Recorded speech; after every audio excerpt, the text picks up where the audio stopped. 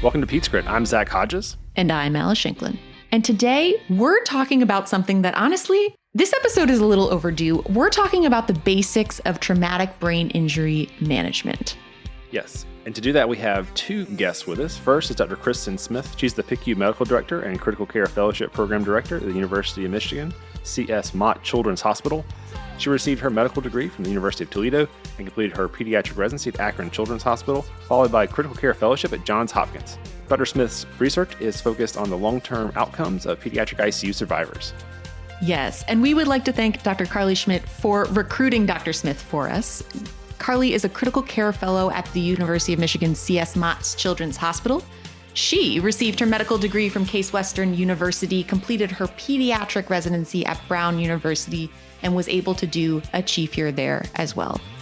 Carly is interested in the intersection of the PICU and the community via transport medicine, advocacy, and patient outcomes. Her research and fellowship has focused on pediatric out-of-hospital cardiac arrest, with both a project on hospital readmission in the children who survived to discharge, and a second project that I think is really interesting on using lactate as a biomarker in neuroprognostication. Yes, it was so much fun getting perspective of a fellow and an attending from University of Michigan. It's such a bread and butter topic, but there's so much variability in practice how we actually deliver this care. It's so much fun exploring that and sharing it with you. Let's get right to the content. Dr. Kristen Smith and Dr. Carly Schmidt, thank you both so much for joining us today. We've read your bios up top, but please tell our listeners something about yourself and include something that you enjoy outside of medicine. My name's Carly. I'm second year PICU fellow. Something outside of medicine is really all about being outside, literally, for me. Love to just have a good bonfire in the backyard. Love to take our dog and my son out for walks. That's probably my biggest hobby right now is just enjoying the Michigan sunshine. Oh, excellent. Awesome. My name is Kristen Smith. I wear a lot of hats, but I'm a faculty at the University of Michigan in the PICU. The mom of two little humans, and two little dogs as well. My spare time lately has been catching up on Bridgerton, which was just released last week. But yes. Fun thing about me, I'm just obsessed with the royal family. I just British monarchy, all the drama, the ups and downs. I live a very boring life, but I live vicariously through the drama of the British royals. My gosh, that is an awesome hobby, and it is a hobby, okay? Yeah. Thank you for sharing that. I was at a boot camp recently, and they said, if you could be a part of any TV family, so people are, The Simpsons, and Bob's Burgers, and picking all these, Schitt's Creek, and I was like, The Crown made it fictional, but I would totally be a member of the royal family. So that's me in a nutshell. That's so fun. We got a double, a fun fact and a plug for people to watch. Yes, at the same time. That's great. Kristen, we just learned how you wear many hats. You're the fellowship program director, the PICU medical director, practicing intensivist. Part of our podcast goals is professional development and mentorship, virtual mentorship through the pod. And we'd love you to share a favorite part of your job, a favorite part of your career, and maybe a lesson learned if there's a fellow or early career attending who would want to follow in your footsteps. Yeah, I think one of my favorite parts of all my leadership roles is so much changes in our field, in the way people learn, in the types of learners. So from a fellowship leadership standpoint, if I mess up one time in 3 years, the learners change over frequently enough for me to forgive myself and my learners to often forgive me, because maybe what I messed up on wasn't something that was suiting them, but it was suiting the third year class or the first year class who's now learned. And so I think it's allowed me to not be too hard on myself, because every year one single class needs something different. And you've got this sort of roving rotation of learners who have different needs, good and bad. And the same kind of goes with the ICU staff. You get a lot of turnover for nurses, and folks go on maternity leave and they come back and they sort of forget that maybe you made one bad decision, or you thought you made one bad decision, or you thought you really messed it up. And in the grand scheme of things, we're way harder on ourselves than I think others are on us. And if you can come to accept that we're all human, we all make mistakes, and give yourself the grace of that, I think you'll go a long way, especially in the field we've chosen in the PICU. But I think career-wise, I never thought I would be a leader of anything. I thought I'd just come to work, do good work. I actually wanted to be a clinical researcher, like a hardcore, grant-funded, going to R01 boot camps, right? This is my passion. And then COVID hit, and I could sort of take a step back and reanalyze what really made me happy. And I realized that I thought I should be a clinical researcher because that's what people in academic medicine did. And I wasn't really being honest to myself. And that's a hard glance if you haven't had to do it at any point in your life to do at junior faculty, but to say, just be honest with what makes you happy. Because in academic medicine, what makes you happy can certainly be publishable and promotable and all of these things. But I learned that teaching others, especially those who like to learn, makes me happy. And, that's what MedEd Portal is for, and journals in medical education. And so you turn those things into publication if your job needs you to. And then same with clinical care. My why is for my patients. And if I make a next generation of learner better, then their patients will be better for it. And if I make patient care safer or more standardized or whatever it needs for that moment, then the patients are going to be the benefit of it, not the grant funding, not the line item, and so whenever I think of I've gotten lost in another meeting or another overwhelmed day, I just kind of go back to my why. And so my quality work through the medical director role goes back to the patients every day. My educational leadership goes back to the patients every day.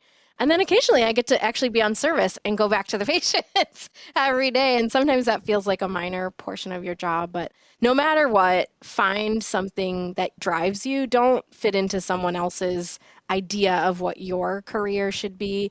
And I think we're getting better at this, but speak up for that, right? If you need help on what that looks like, right? I want to be name this condition, name this person, and you just need the right person to elevate you, or then ask for folks to put you in touch. Don't ask for people to say, Alice Shanklin should be this, because I think you probably know in your heart what you should be.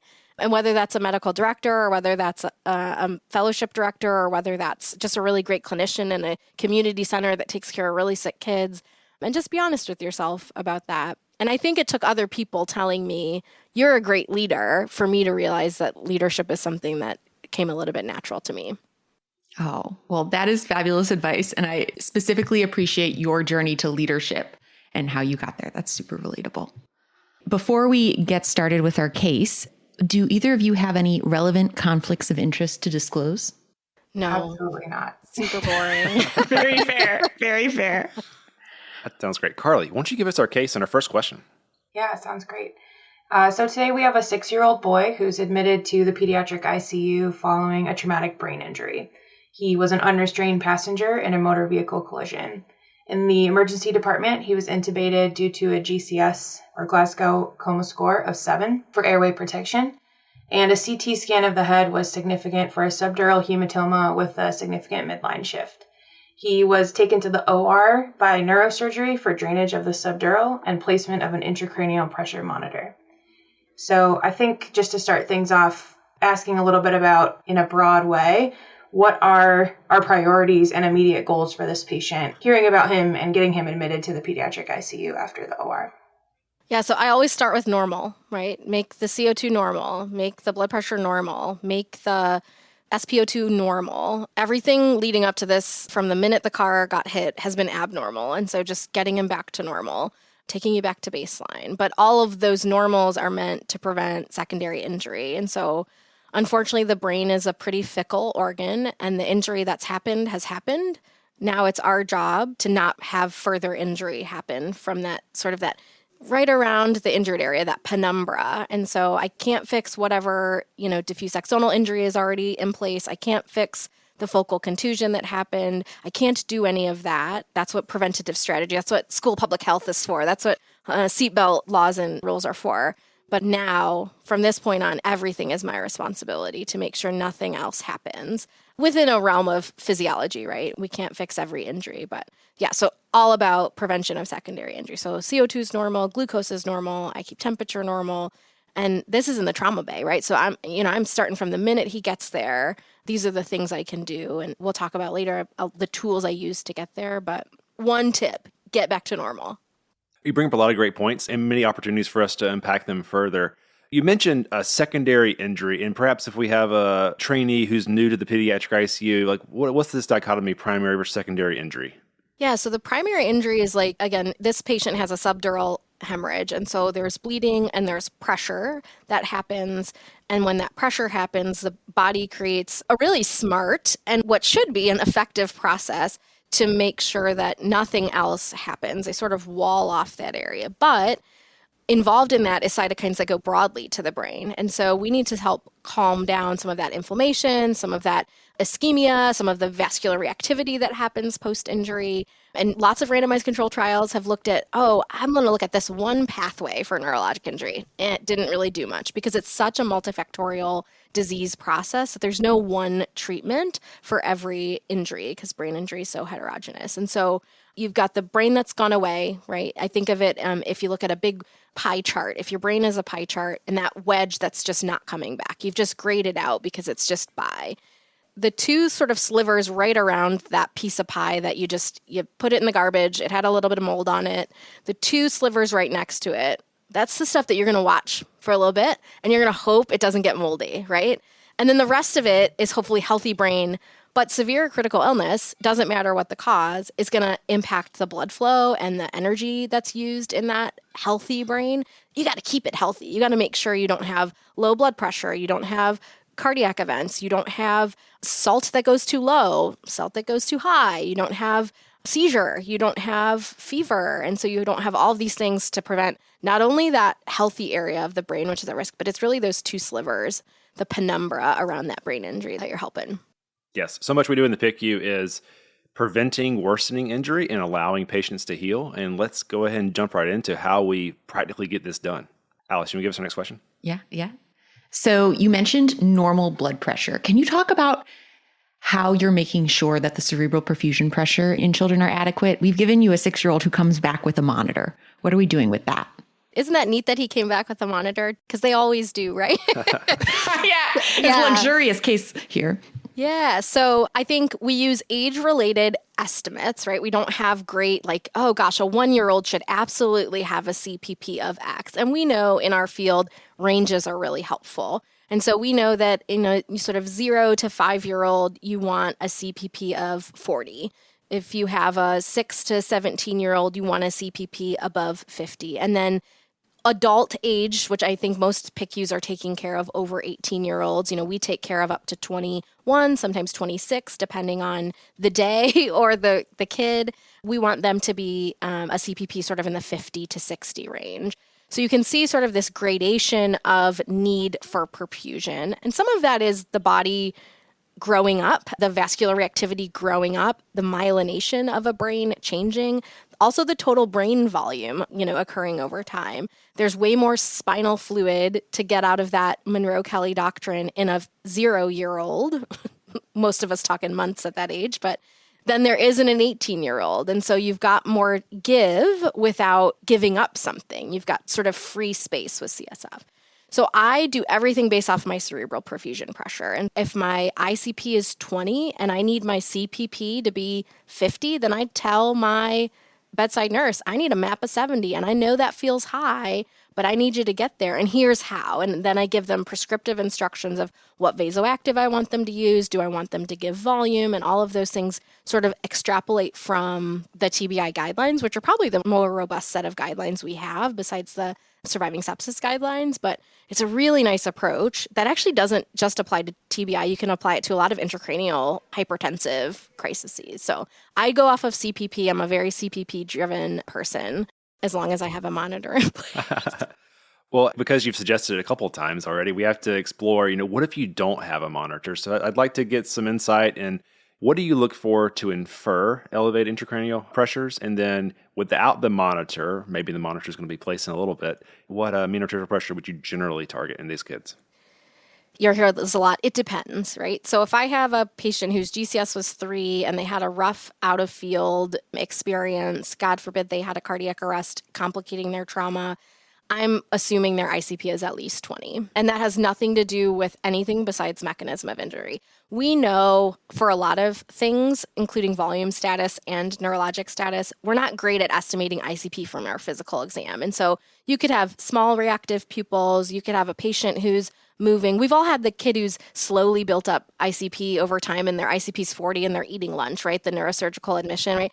That's a slow uptick in ICP. We're talking about an acute change. And so somewhere in between normal, which is going to be 5 and 20, depends on mechanism of injury. Do I have imaging? What did it look like? But I don't like to be let down, which is, I talked to my therapist about that separately. But so I err on the side of a little more CPP than others. So I'm estimating 20, probably just based on the initial GCS, unless the patient gives me feedback that that's too much. They don't need that high, right? We're trying to figure out in those first hours, where am I on the autoregulation curve? Do I have wiggle room or not? Can I let you sag a little bit lower? And I'm using all of my bedside monitors. I'm using NIRS for this. If I have a monitor, I'm using it. I'm using my pulse ox. I'm using my CVP. If it's an upper, it's generally not. But if I've got a subclavian in, that's my CVP that can tell me information. I'm using all of these things in these early hours. This is why I love brain injury, because it's like, this is critical care. And I'm like right here in the first hours, and I'm making all of these little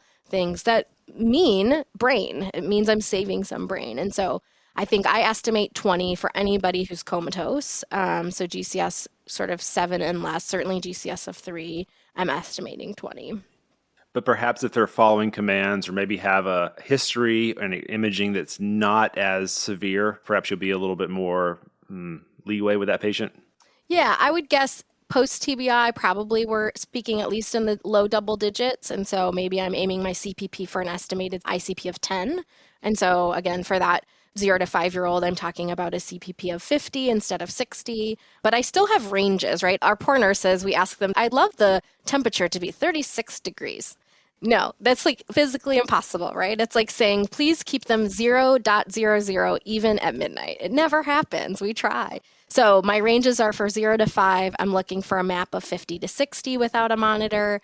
6 to 17 years old, I'm looking 60 to 70 for my map, which isn't too far off from a physiologic sort of that hypotension range. And then greater than 18, sort of that 60 to 80 range. Yes. Now, this is all assuming the pressure is low, right? We often are in the opposite problem where they're driving themselves a little hypertensive. And where do you think about lowering it? And I generally let them drive their autoregulation a little bit more liberally on the upside of blood pressure, unless they have a known subarachnoid bleed or some sort of probably arterial or veno-arterial communication where I think that could be harmful to let them be hypertensive.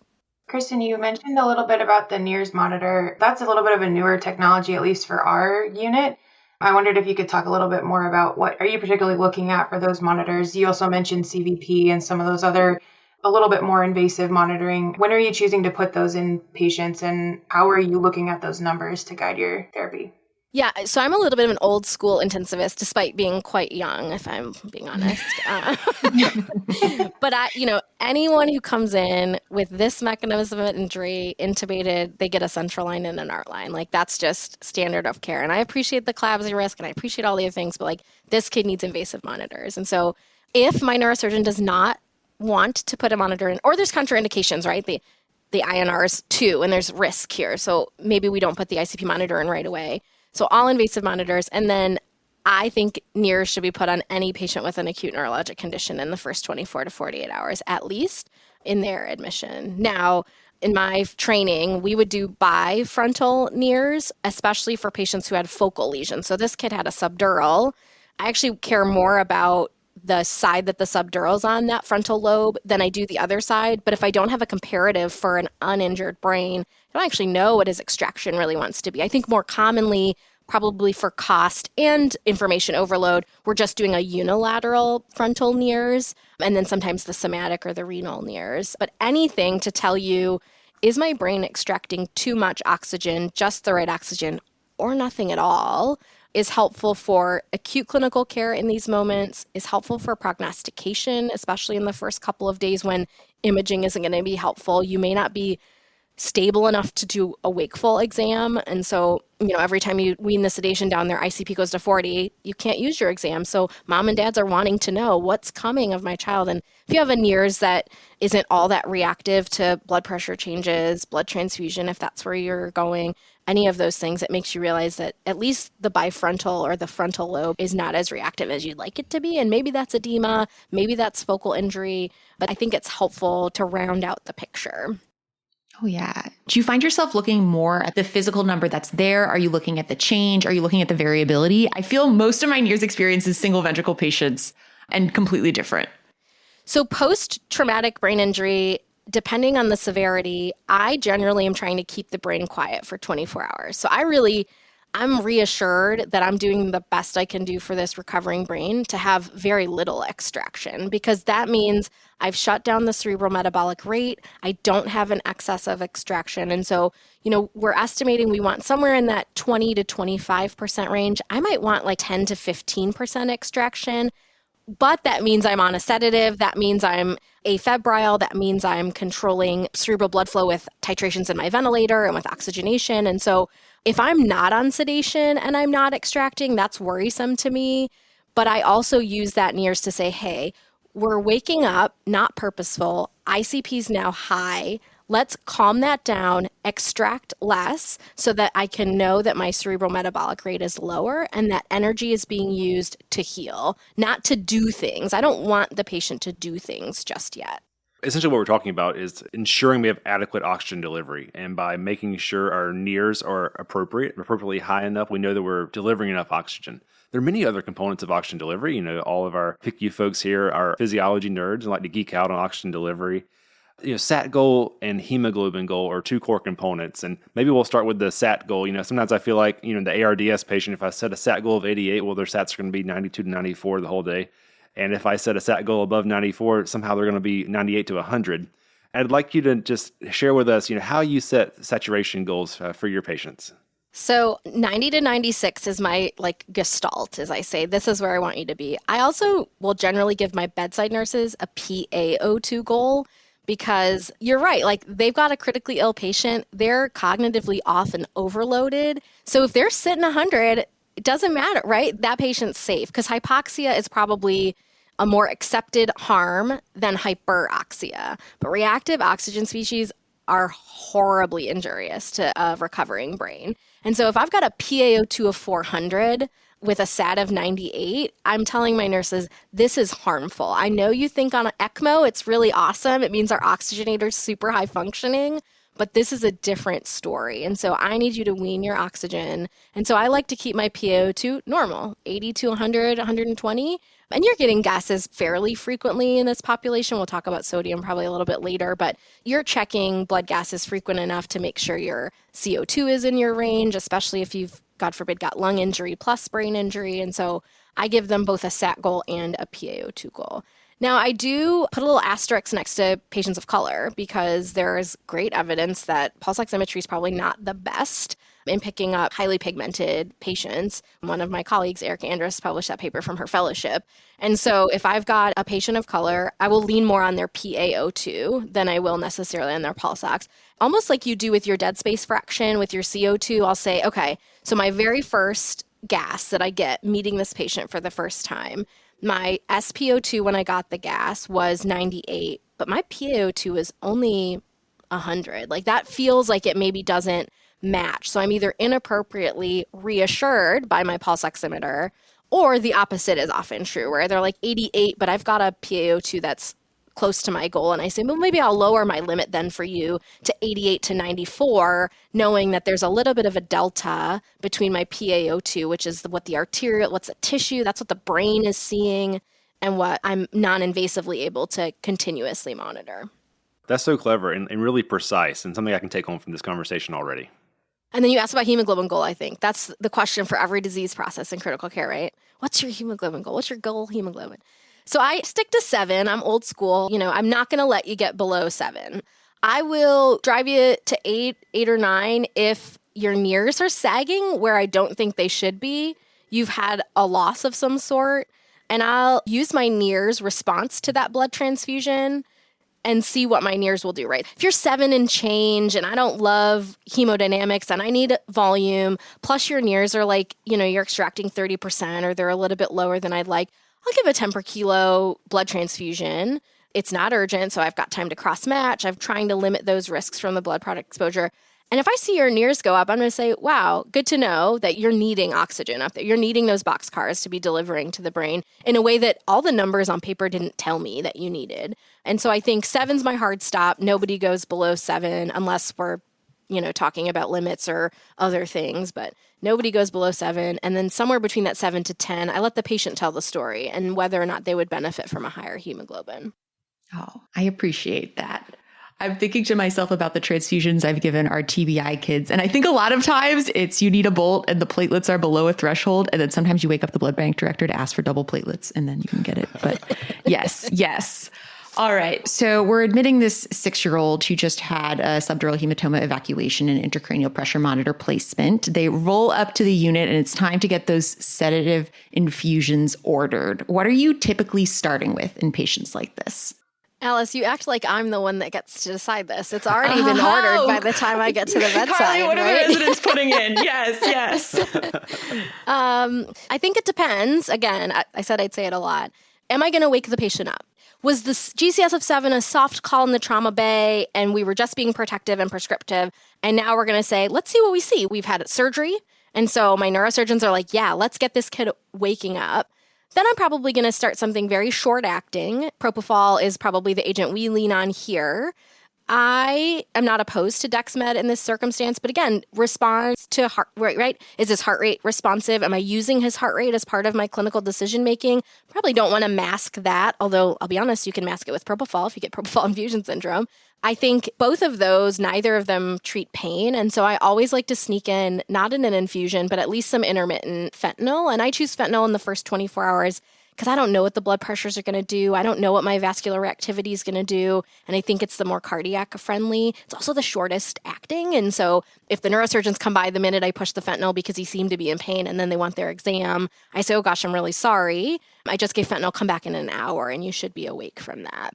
But something that I can turn on and off so that I can get a meaningful exam, especially if that's meaningful in the first 24 hours. If I've got down in the field, GCS of 3, we haven't had surgery yet, global edema that I expect is going to progress, that kid's going to be down and out. And so then I don't need something for those quick on and off exams. I don't need to shut the propofol off every hour. And so then I think about more longer acting agents, and it's usually a combination of Dexmed plus an opioid, again, for pain control. I trained in a place that used remifentanil in the first 24 hours. I think that our anesthesiologists use that in the OR. I have not found it to be an effective sole sedative agent. And so if I'm looking for just one drug that can shut off quickly, I feel like in my anecdotal experience, propofol is a bit better. Neither one treats pain, though. And so if I have a polytrauma or, multiple distracting injuries, then I've still got to sneak in some sort of pain control. And whether that's scheduled Tylenol or I think, gosh, if I had this done to me, I'd certainly want a good dose of something. Then you're talking intermittent as opposed to continuous. Yeah, that's interesting. And Carly, do you see it similarly, working with many different attendings there, what Kristen shares with us? Yeah, the variety definitely seems to fit that sort of pattern. At University of Michigan, we don't currently have a sedation protocol for patients in the ICU. I think some hospitals would have that to lean on. So we try to tailor the choices that we make to patients. And I think a lot of the attendings at Michigan are willing to see what a patient will tolerate. I think one of the things that the residents will ask me about a lot is the use of dexmedetomidine. And I know, Kristen, you mentioned that, but sometimes they'll ask about, well, does it cause bradycardia? Does it cause hypotension? How do you kind of reconcile the use of that and the side effects of some of these medications with change in clinical status and maybe that bradycardia is part of something else and not from the Dexmed? Yes. And locally here in Dallas at the time of recording, there is currently a protocol being rolled out about initiation of remifentanil for kids with TBI in the preoperative area. So if they're making a decision placing a monitor or not, or if they're planning on going to the OR or not, just for that rapid on and rapid off, but with much anticipation, I should say. Alice, what's it like for you? Yes, I think we feel similarly about if this is really, you're suspicious of the initial GCS and you want that exam because you suspect that it won't be that prolonged of a course, then propofol is fine. And then otherwise, we'll start with fentanyl as our primary sedative and try and sneak on some Precedex after maybe the first 6 to 8 hours once we know how responsive the heart rate is. And not that we don't use Dilaudid and morphine, because we do, but probably in a TBI patient, we would start with fentanyl. Yeah. So going back 30, 40 years, ketamine's always been the bad guy here, with some older studies showing that it increases ICP. Maybe that's not the case in the studies that have been published recently. I'd like to know, where does ketamine fall in the use of for sedation analgesia there at Michigan? I think we have safer options. It's not off the list anymore. Again, when I was training, it was still very much falling out of favor. There's certainly the absolute contraindications, right? Like they got the subdural plus an ocular injury. Oh gosh, I don't want to cause any intraocular pressure issues. But I would say it's on the list for the refractory sedation. I would love the kid to be so refractory that he's fighting me. It's like, great, thanks for waking up, buddy. I'm happy to see you. And then hopefully I don't need the ketamine. I think it's rarely that we use it for intracranial hypertension. Like, oh, you get called and the ICP super high. Let's lean on ketamine as our sole agent for that. We're not there yet. We haven't come that far. We are using it quite a bit for seizures, though. And so if you have a TBI that's now seizing and he's escalated to needing general anesthesia type anti-seizure medicines, then ketamine would fall into favor. I would probably be nervous without an ICP monitor, knowing what ketamine's going to do. If we said, oh, TBI doesn't qualify for a monitor, but is now having status epilepticus, and I didn't have the monitor, I would probably lean on different anti-seizure medicines like pentobar, propofol, midazolam, continuous infusions over ketamine without the monitor in place. So your 6-year-old, they're grabbing the propofol vial to start your infusion, and all of a sudden he wakes up and he's doing non-purposeful movements. You're worried about the safety of your ET tube. What sedative are you asking to give a quick bolus of? So here at Michigan, the nurses can't push propofol, so I would have to administer it. Mm-hmm, and we can't draw from the vial right there. So it's not actually quick to give a propofol bolus. But in a perfect world, pharmacy at the ready, everything in the Pyxis. I like propofol in this moment. But in that scenario, it's probably going to be an opioid and a benzodiazepine, so like a fenfersed. And that's really just because that's what's in our Pyxis, and that's what my nurses can grab quickly. We are using Dexmed boluses more frequently of late. And so if I've got a Precedex infusion going and I can bolus the Dex to get the kid down quickly, I might think about that. Ketamine would still fall as like number 3 on that list. All 3, fentversed, fentmidazolam, and ketamine are all in our Pyxis. Our nurses can grab them, but I think I would still rely on the old standbys to get you safely down while my infusions are coming up. Dr. Smith, how often in your ICU do y'all use pre-medication with lidocaine for like suctioning the breathing tube or other noxious stimuli? Oh, interesting. So I love it.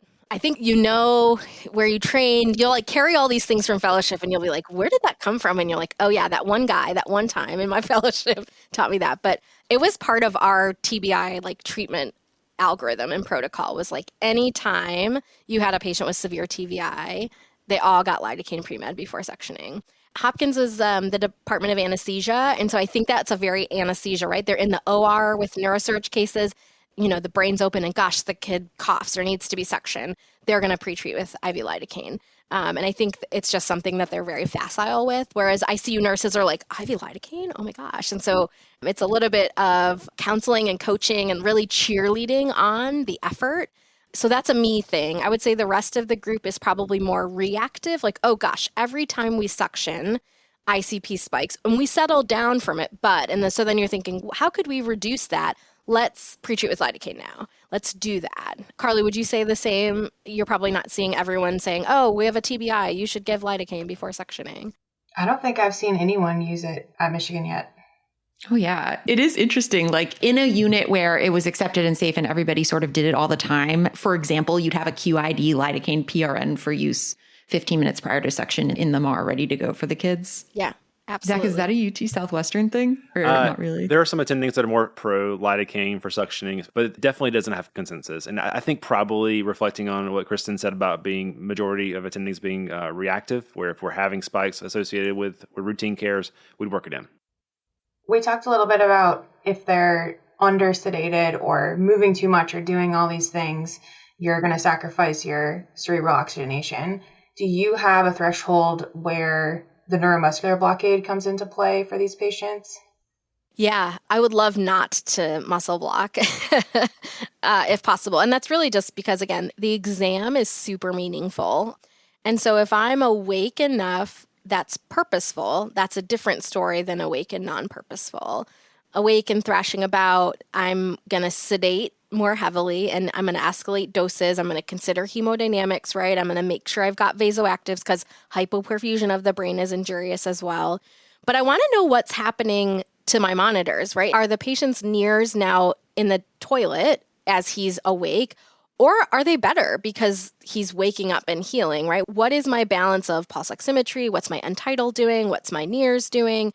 And if all of that's okay, and I can safely get him sedated in a more timely manner, and my ICP is less than 20, 25, the neurosurgeons want to be called, right? But 20 is my number, then I feel like I can avoid neuromuscular blockade. But if any of those things are awry, then I sedate and I paralyze. We're now entering, I think, second tier therapy, or at least lower down on the first tier therapies. And I think about neuromuscular blockade. We also will talk about temperature control, but if the patient's shivering or having clonus or some sort of like altered movement that's generating CO2, which is making my cerebral perfusion altered, then I lean earlier towards neuromuscular blockade to just sort of take more regular control. And again, those are the more severe, right? Severe TBIs are a GCS less than 8 or a coma more than 6 hours, but we're talking like GCS 3 to 5. I'm thinking those kids will probably see neuromuscular blockade for some other, I need to control their temperature. I need to stop movement safely. I need them to really just be down and out. And then there are other things I add when my patients need neuromuscular blockade. This is a really great reason that I would put patients on EEG because I'm not going to be able to see them seizing now. While your NIRS is going to change if you're having a seizure, it's usually a temporary blip, and you can probably explain yourself that it wasn't a seizure. And in fact, you really should just be monitoring them for seizures in the first 24, 48 hours anyway. Yes. So many other great things to talk about. Let's go ahead and jump into temperature management. So what target temperature do you aim for, and how do you get there? Talked about ranges, right? The nurses love a good wide range. I aim for 35 to 36.5. The guidelines say you shouldn't go above 37, and that 36.5 to 37, that happens real fast. And so I give some wiggle room so that when the nurses are thinking, when I get to 36, Dr. Smith's going to want to hear about it. Carla's going to want to hear about it. So 35 to 36.5. My lower limit is a little cooler than physiologic, but it shouldn't put you at risk for worsening coagulopathy, which being cold can certainly make bleeding worse in critically ill, specifically in patients with trauma or trauma-induced coagulopathy. So I try to keep them in that sort of crisp, normal range. I like to have a cooling apparatus or a warming apparatus on the bed when my trauma patients come up. Like, you bring them up, it's already there. And if I don't use it, when they're stable enough, I can remove it. But if I didn't put it there, the reason I'm putting it in is probably because they're febrile and their ICP is high. And now I have to move them and put the head of bed down and do all of the things. And so if it's just there on your bed for a certain subset of patients, I would include post-arrest patients in this as well, and you don't use it, then chef's kiss to you. You didn't have to use it. But if you needed it and you didn't think about having it there, that's just sort of, I think, poor situational awareness of what's about to happen. I definitely consider it in patients with blood in their head as well. So even if he didn't have his surgery, if he's got subarachnoid, subdural, epidural, hopefully, and sometimes you don't know in those first moments of time if it's epi or subdural, but those kids are probably going to get febrile. It's just the body's natural response to blood being in the head. We've talked about a lot of things that we're monitoring so far, and we talked a little bit about hemoglobin. Are we using anything else to think about the blood getting worse? So thinking about coagulopathy in these patients, we know about trauma-induced DIC and things like that. What types of labs? At University of Michigan, we use the ROTEM system. I've used the TEG system in residency. Just curious what your go-to would be and how are you using those tools to manage these patients? Yeah, I love a ROTEM for trauma in the first 24 hours because that's when trauma-induced coagulopathy is going to happen. And often they have normal PT, normal PTT, often a normal INR and platelets, but then, man, do they bleed whenever you do anything with them. And I think some of that is probably age-related, right? The adults probably don't see it as severe or as clinically apparent because the liver is the liver when you're an adult. And you got a 6-month-old trauma, 6-year-old trauma. Their factors are all in the process of evolving, devolving. How severely ill are they? And so the ROTEM really nicely puts that all together for you. And so I'll get it as often as I'm getting my CBCs in the first, again, 24 to 48 hours post-trauma. The other thing is nice is that when your coags are run, they're usually run at a normal, like they assume normal temperature. We live in Michigan. Traumas in the winter tend to actually come in pretty cold. Oh, wow. And hypothermia and acidosis can make coagulopathy worse. So you've got all these normal values that actually are normal because it said the temperature was normal. It runs at a normal temperature. But in fact, your patient is seeing a lower temperature. So unless you call the blood bank and say, FYI, my patient is 34 degrees because I'm slowly rewarming them because the car accident was in February, then they're going to give you values that are normal. Whereas the ROTEM takes all of that sort of out of the picture. It's all about the function of everything working together, temperature or not. And I can often convince my surgeons to, there's a lot of, do I give blood? Am I allowed to give product? Am I allowed to do this? The neurosurgeons want you, right? Normalize my stuff so I can put the bolt in. But the trauma surgeons are like, please no, please don't give the things. And you're like, but my ROTEM shows that I'm actually in active fibrinolysis. And so I need something. And so I love the ROTEM at a scheduled interval. If I'm getting CBC's Q6, I'm getting ROTEM's Q6. If I'm getting CBC's Q8, I'm getting ROTEM's Q8. And so whatever same interval, and I just put all those pieces together. That's so interesting. First, it seems like you have great capability to get TEGs 24 hours a day as frequent as CBCs. That's amazing. The follow-up question is, do you feel like you've been able to get your neurosurgeons to utilize the ROTEM for gauging the level of coagulopathy? I'm reflecting on cases when, kids come up after TBI, maybe the monitor's not quite in yet, the INR's 1.4, the TEG, we use TEG, the TEG-R is normal, but usually that requires additional products to normalize that INR. I wonder what the culture and the practice is locally for you guys. Our neurosurgeons, I love them. They really trust us on this judgment. And so if we're 1 to 1.5 and we've said this is as good as we're going to get it, and the kid's a clear candidate for a monitor, then they'll say, yeah, let's go for it. I think if we were 1.6 and we had been pouring product in, yeah, I do think the ROTEM would help them say, okay, fine, let's do that. But they're not a cardiothoracic surgeon, right? And so their understanding of that balance really hinges on us explaining it to them. So it's really cool to feel empowered and trusted by a group of folks that are actually taking all the risk, but I'm the one guiding that decision. So I can't speak highly enough for them for letting us kind of run that show. But yeah, if I'm feeling nervous myself for the risk I'm about to give the patient with a surgical procedure or bedside procedure, then I'll get it to sort of augment probably my own beliefs more than to convince a neurosurgeon. Convince is the wrong word. I'm not trying to... No, yeah, like get to your home, make them comfortable, make them... Yeah, I think that's an area as a new fellow where if you sort of know the culture and you can get things moving fast on the primary team side, that's an area you can always make a big difference. So, yeah. Sometimes in these sick patients, I'm tempted to normalize lab values with something like, I can't even thinking about the brand name, prothrombin complex concentrator, Kcentra. Do you utilize that much at all in these trauma patients? I've never used it. We are doing a little bit more TXA and some Amicar use in our trauma-induced coagulopathy patients.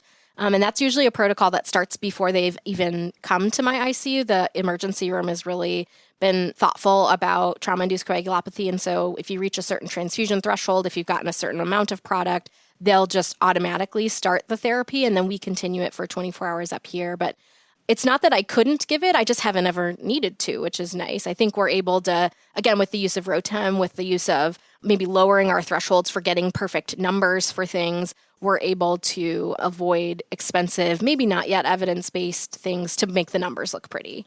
Yes, very fair. So we've discussed some of our good management pearls, but we haven't yet really gotten into seizure and how we're detecting it, how we're preventing it. What does your clinical practice look like here?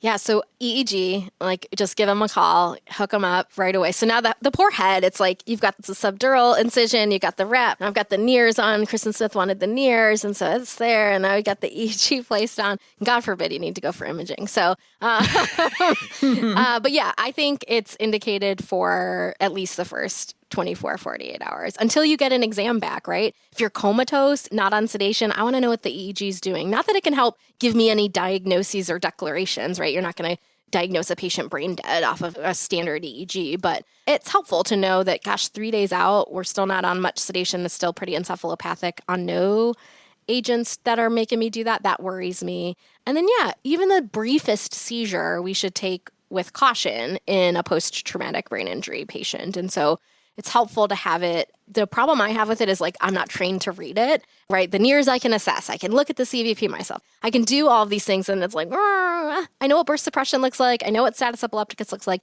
So it does feel like I'm hinging a little bit on someone else's experience. And so then you got to make the page and what was that? And what was that vital sign change? But our neurology group here, our neurocritical care group is great. And so we also have the feasibility to get it. But in my fellowship, we didn't. So it was actually kind of hard to get EEG overnight. So then it was like, am I going to call the tech in from home? And I would say for this kid, GCS of 7, still comatose, I would. I'd ask the person to come in from home and hook the kid up to EEG. And I wouldn't do that for every patient. But this kid deserves it. He had blood in his head. He's got an evolving neuroinflammatory process. Let's go. Yes, for sure. Local practice is also to do some anti-seizure prophylaxis. Keppra is usually loaded in the ER. Is that similar practice for you guys? Yeah, even though the evidence says we shouldn't, you get 7 days of Keppra. And, if you seize anywhere in between 0 and 7 days, then we decide, is it Keppra plus? Do we go up on the Keppra? Do we optimize a single agent? And so, yeah, we're still using Keppra for a week after injury.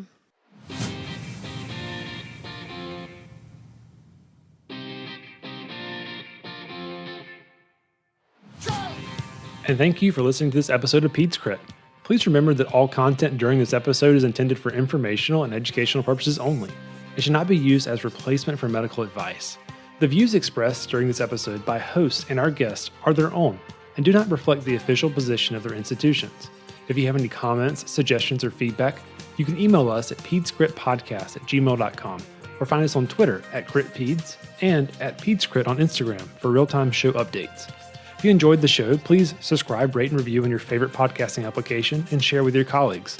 Also, if you'd like to support the making of the podcast, please see the description for Venmo information and how to become a Patreon. Any donation will be appreciated. Thank you again for listening, and goodbye.